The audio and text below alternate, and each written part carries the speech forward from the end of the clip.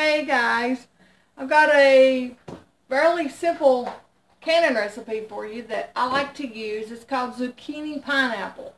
And I use this in the place of any recipe that I have that calls for crushed pineapple. I put it in my banana bread is what I put it in. But anyway, I only got two. I'm actually going to hopefully have this recipe. And guess what I got to do? I've got to hand grade this. Let me tell you what I did. When we first bought this place, I had my food processor had not been doing right. So I bought me another food processor. Well, in the chaos of bringing boxes in here to move in here and all this kind of good stuff, and loading up boxes that I was going to take to Habitat for Humanity and stuff like that, well, my parts to my food processor I can't find anywhere. And I remember putting the parts to my old one in the stuff for Habitat for Humanity, and I hope to goodness I have not put my parts for my other, but I've looked high and low all over this place and cannot find them anywhere. So as for grading, I can use my food processor to just grind up stuff, but as for the grading abilities, I have to use my hand thing. But anyway, that's good for me, building muscles. So let me grate this up and we'll get on with this recipe. Guys, how many of you remember doing this to the top of these cans? That's one of them old things that people don't really do anymore, huh? Alright, so I'm pouring in my pineapple juice, and like I said, I've done this recipe smaller than what it's called for. I've already got my lemon juice in there and my sugar. So now I'm adding this. Let that get really good and hot and dissolve your sugar in it really well. And then I'll be adding my zucchini that I shredded up.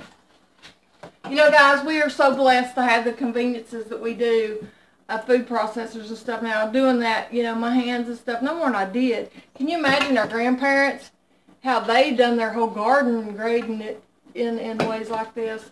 And we whine about having to do 2 zucchini. Sad, huh? Show you what this is like. See, there's not like an excess amount of fluid or liquid in there because the zucchini is going to release some liquid as well. The squash, I keep saying zucchini. It's called zucchini pineapple, so that's why I keep saying that. Which it is zucchini. It's just a yellow squash zucchini. And so now I'm going to turn that down to a simmer and let it sit for 20 minutes and stir it occasionally. And you can hear this thing bubbling away, so it's about ready. We'll be in there, and we'll turn that down so it will just... And I got my jars ready.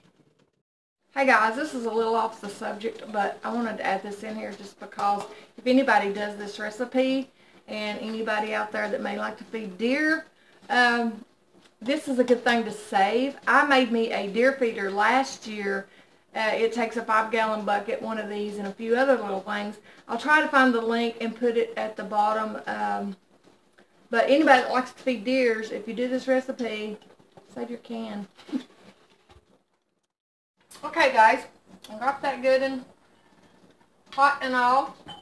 Now, I would leave my eye on and just scoot it close to this. I actually need a better, use this one, I reckon. And fill your jars. Be sure you try to get equal, you know, amounts of.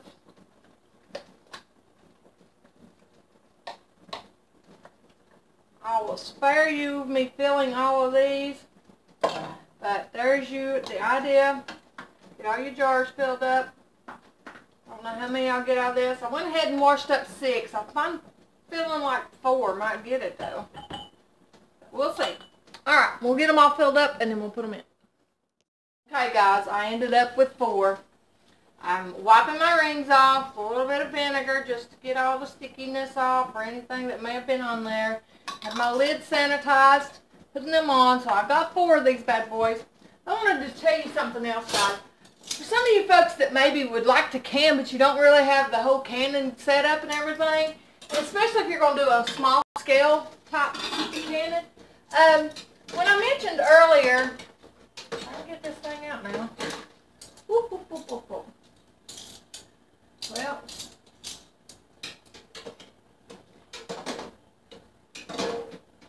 when I mentioned earlier that I had got this from a thrift store, the reason you want to put something down in the bottom of this is because your jar sitting straight down on the bottom of this eye within this pot can cause them to break.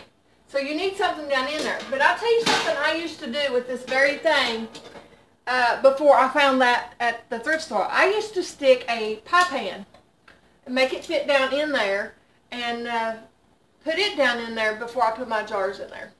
So you can do that. And as long as your water is over top of your jars, your deep, you know, like I'm using these smaller ones, as long as your water is covering the jars, you're fine. You know, I could probably even do them in this kettle. So there you go, for somebody that maybe would like to do that. Now I'm going to let these water process for 15 minutes. So, and then they'll be ready.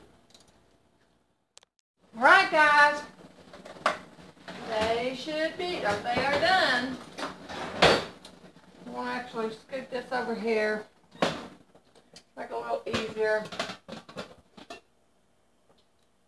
I'll just get these little things out, set them out here. And also guys, if you made this full recipe, I cut it in half and then half again, so you would probably get about 12 half pints out of this, or 6 pints, depending on how you do it. I do it in the smaller ones because, like I said, most recipes would call for about that much of pineapple. So you can use this in anything that calls for crushed pineapple. You know, usually people have more yellow squash than they know what to do with. So that's why I like this recipe real well, and therefore you've got something you can use your squash for.